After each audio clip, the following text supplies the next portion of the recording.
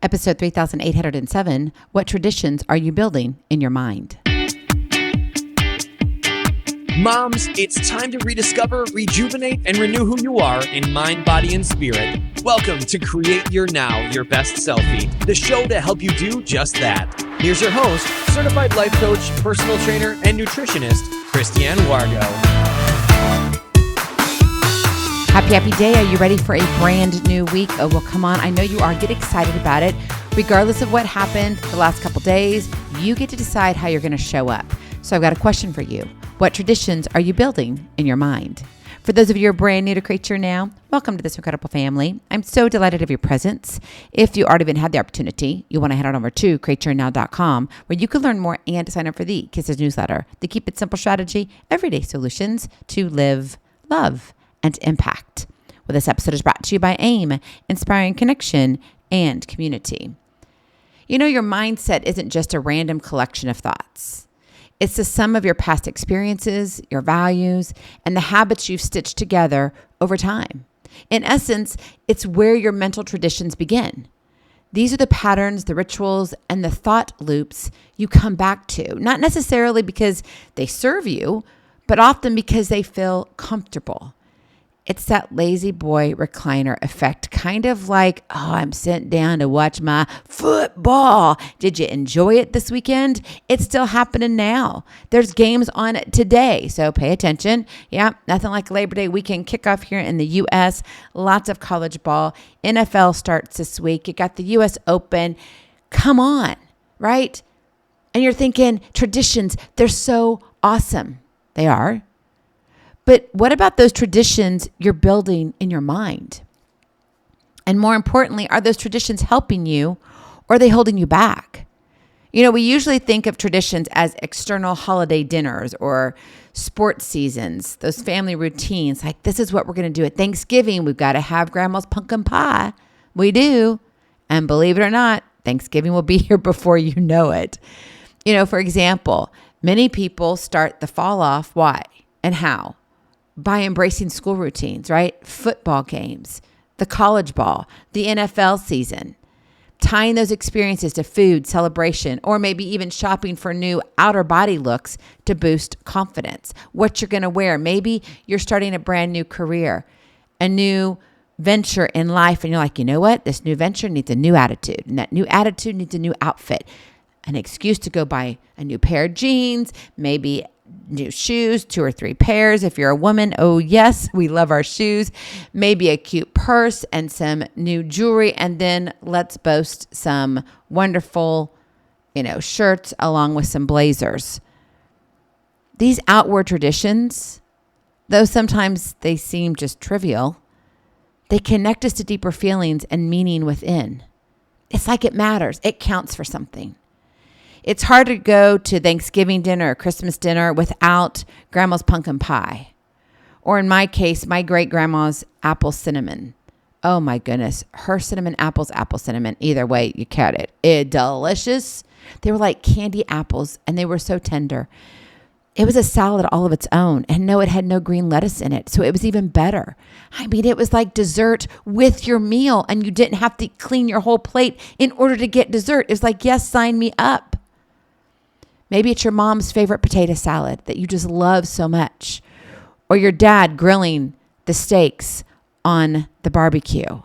Yeah, believe it or not, we still have nice enough weather so far that we can enjoy the barbecue. Soon it's going to get a little chilly, but let's not rush it, right? All of these things are traditions. But I want to flip the script for just a minute. Inwardly, our minds are creating traditions too, often creating unconscious ones. We create traditions by smells, by our 5 senses, by taste, by what we hear, by what we see, by what we touch. And maybe it's a habit of doubting yourself whenever a challenge arises. Maybe you're embarking on this new venture in life and you're like, oh, I'm so excited. And then all of a sudden, things quiet for just a moment. And you're like, oh, maybe I'm not so excited. Maybe I can't do this. What was I thinking? Maybe I need to back out. Maybe you've developed a tradition of procrastination because it feels safe as it shields you from failure. Didn't really know what this would look like or feel like, but you know what? If I just pull back, if I don't jump in, I don't have to answer to anyone. Why? Because it's not done yet. Or maybe you're holding on to those limiting beliefs handed down from past experiences that keep you stuck.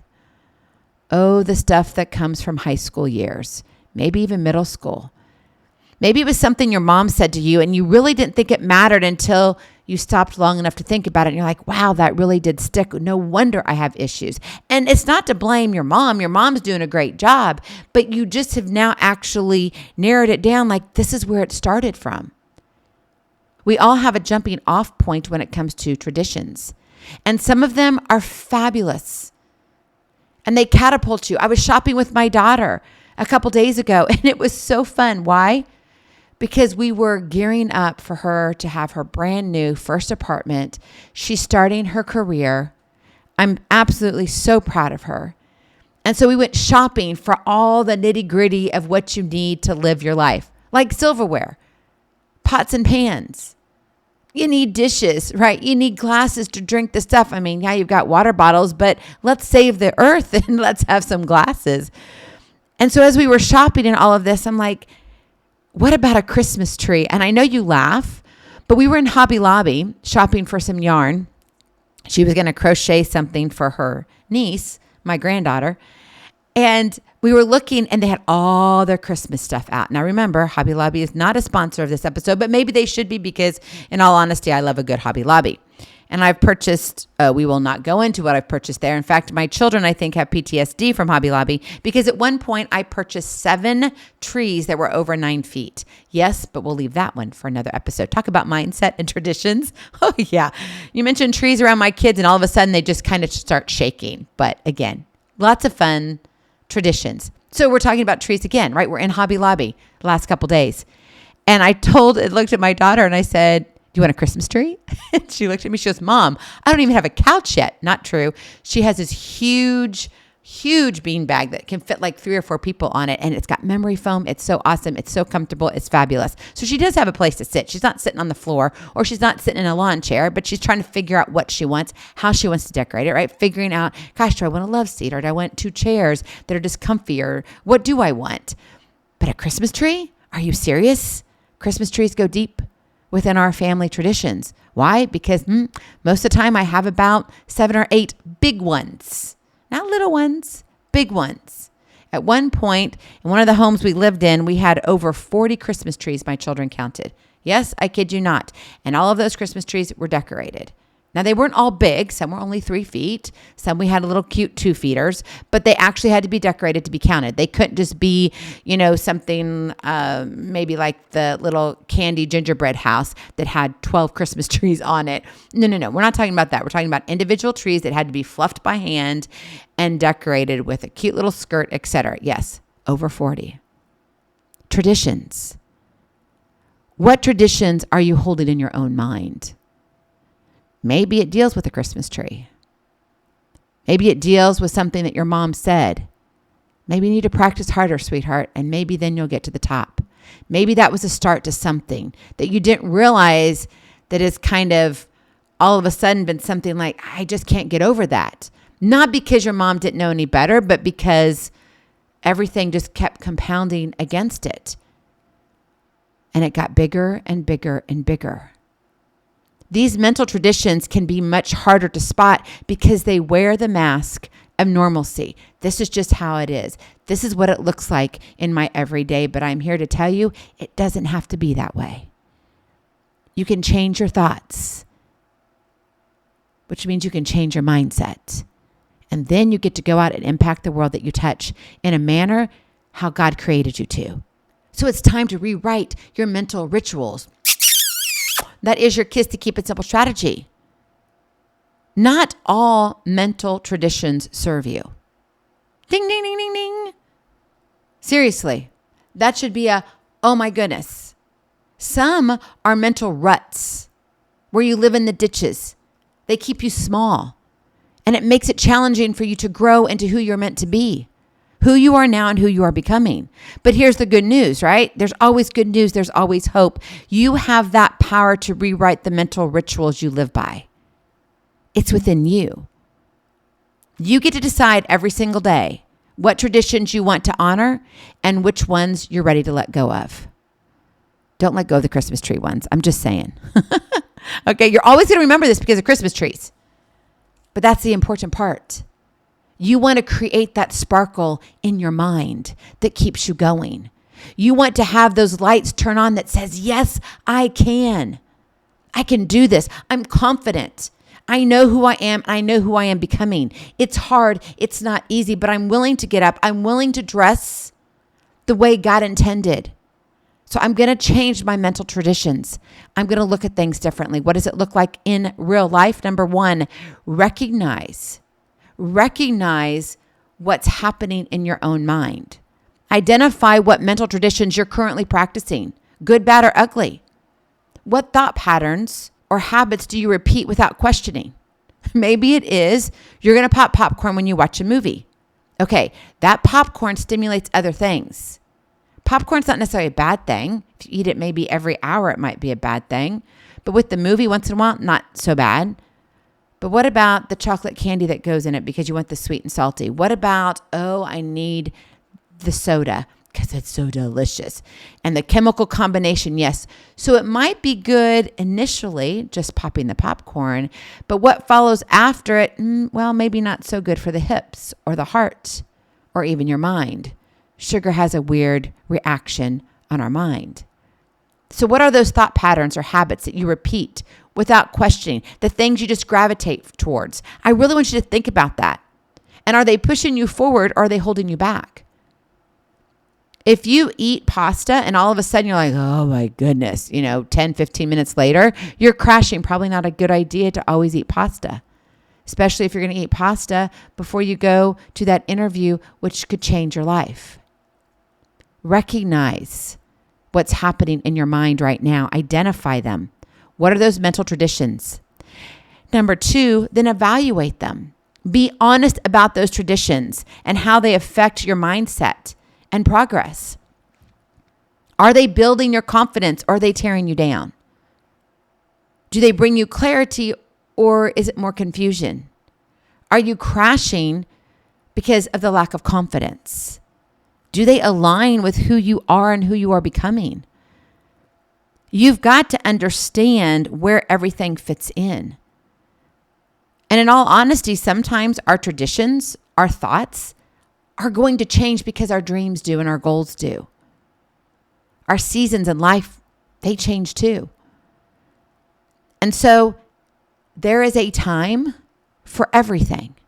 And that includes our thoughts, which then creates our mindset landscape. What are you telling yourself? Recognize, evaluate, and finally shift. Replace unhelpful mental traditions with new ones that serve your growth, where you're headed, who you are becoming. Don't hang out with the stuff that worked like 20 years ago. That was 20 years ago, right? I'm watching the U.S. Open. It's fantabulous. Unfortunately, we've had some major U.S. men go out. Tiafoe's out. Ben Shelton went out with an injury. Tommy Paul, did you watch him? He was incredible on Saturday. But here's the thing. He played 2 5-set matches in a row. He took a medical time out. I believe it was something dealing in his back area. And sometimes when these guys go out, I'm thinking, I have that pain too. I wonder what they're doing. If they could have worked for me too. But anyway, that's for another episode. But he had his medical time out, came out, and the 5th set, he just had nothing left to give. And Bublik just went through. And now he's on to round 16. Fabulous. But Tommy Paul gave everything. These guys cannot keep moving up the ranks like Fritz is. Fritz is the only U.S. American left. They can't keep moving up the ranks if they don't change something. Why? Because technology changes. They're finding better ways to really rehab your body and allow yourself to recoup after a hard 5-set match and be ready in less than 48 hours to play your next one. Think about football. Have you watched some good college ball?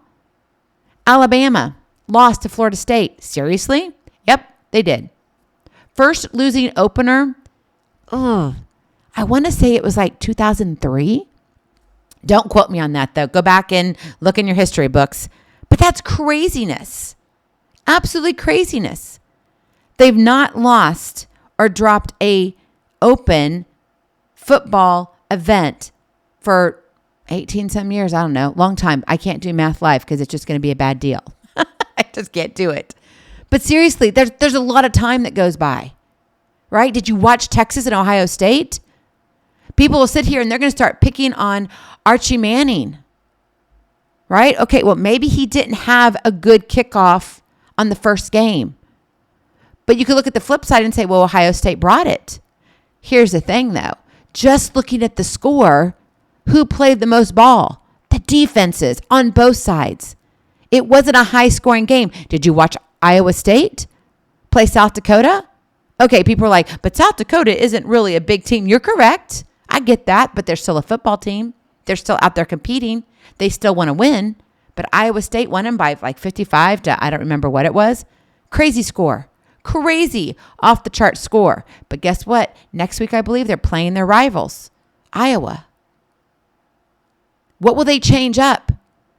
They're going to play different with their rival, Iowa, than they will with South Dakota. We've got to do the same thing with our mindset. We're playing a different game right now in life than you were 20, 30, 40 years ago. What you're putting in your body. Did you know your gut may not be as accepting of some of the things that you put in your body that it was 5 years ago? Maybe even a year ago. Why? Because you're getting older. Your body's not reacting the same. So you've got to shift. Maybe it's adopting daily gratitude practices. Maybe it's questioning that negative self-talk. I've got a great friend, Marianne Renner. She has a book called Self-Talk. Look it up. Get it. She talks about 10 things that we say to ourselves. And they are everything that we say to ourselves at some point in our life. And we have got to remove that negative self-talk and interject the positive. And that requires us to shift. Maybe it's establishing a simple morning ritual to begin your day on your own terms. Maybe you need to turn off the TV. Don't start your day with all the negative news. I get it. You need to know what's going on, but find another way to get it. Don't always sit here and be like, oh, I've got to be in the know. And if that gets you down mentally, is that fair to your family? Is that fair to your colleagues? Is that fair to your strangers or your community or your neighbors? No, it's not. If it's affecting you mentally, there's a problem there. So make a shift. Life doesn't have to be a constant battle.